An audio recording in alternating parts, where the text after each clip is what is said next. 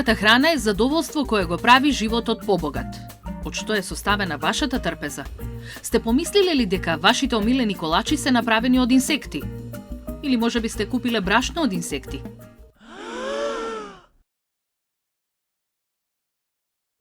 На 15 мај 1997 година Европската унија за прв пат регулира храна произведена со новел технологии или така наречена новел храна. Тоа е всушност храна чии главни состојки се инсекти.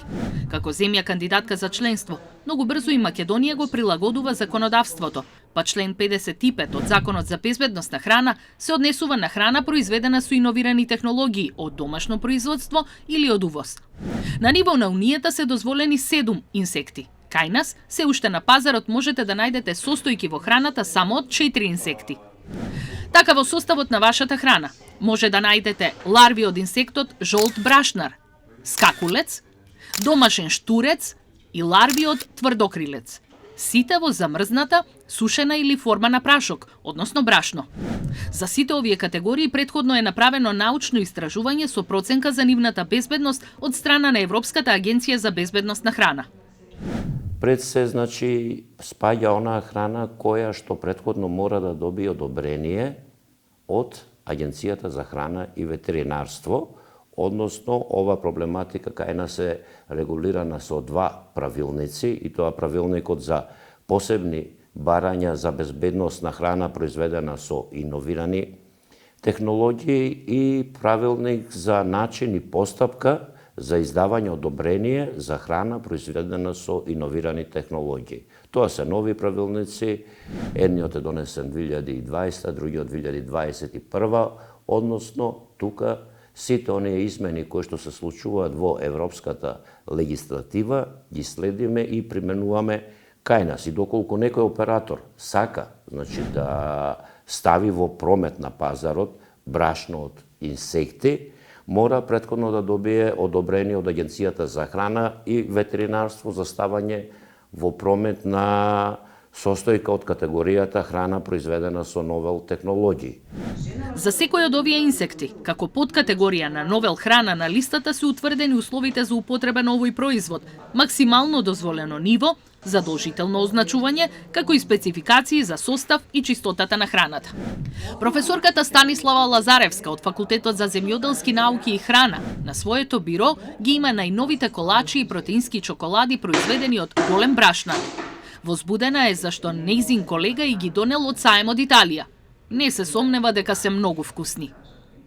Јас секогаш викам, не знам што е разликата да изедете кокошка или скакулец, нели, визуелно кога ги гледате, затоа што сме научиле да јадеме кокошки. Тие се живи организми со очи, со подвижни, со своји навики, така и инсектите. Морам да кажам дека е предрасуда. Иако не сите сме пробале инсекти, меѓутоа во цивилизација на човекот различни стари народи јаделе инсекти. Старите вавилонци, асирци, мексиканци, астеки, сите тие во својата исхрана од минатото до ден денеска јадат инсекти. Например, во Тајланд, ако поедете, имате на пазар, на улица, можете да видите испржени скакулци, дригавци, се јадат. Прво затоа што не се така нечисти како што луѓето мислат. Голем дел се хранат со растителна храна, а нивниот состав е, да кажеме, околу 20 до 30% протеини 31%. Зависи од видот шеќери и маснотии. И значи се одлична храна за голем број живи организми. Тие се дел од ланецот на исхрана.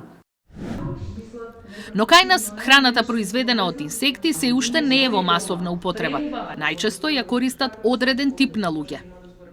Луѓе кои што имаат потреба, значи луѓе кои што се занимаваат со одредени активности спортски или кои имаат потреба од одреден вид на диетална или пропишана исхрана, тоа се тие посебни категории на луѓе кои што најчесто може да ги користат овие додатоци. Пред се Во Европа веќе половина век постои масовно производство на инсекти.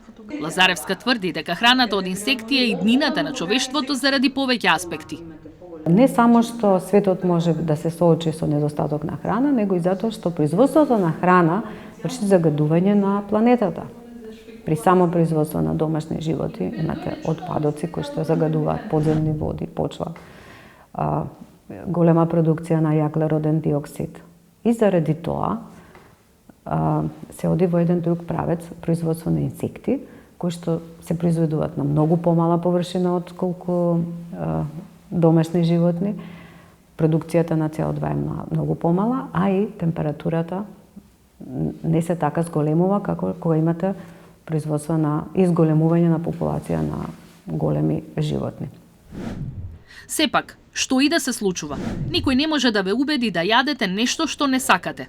Она што е важно е секој да биде информиран за се што постои и е достапно на пазарот. И најважно, да биде строго регулирано и контролирано. Инсектите се дел од основната, специјалната храна, како додаток за храна во целиот свет, па и кај нас. Во Хрватска веќе и се наздравува со пиво добиено од штурец. На здравје!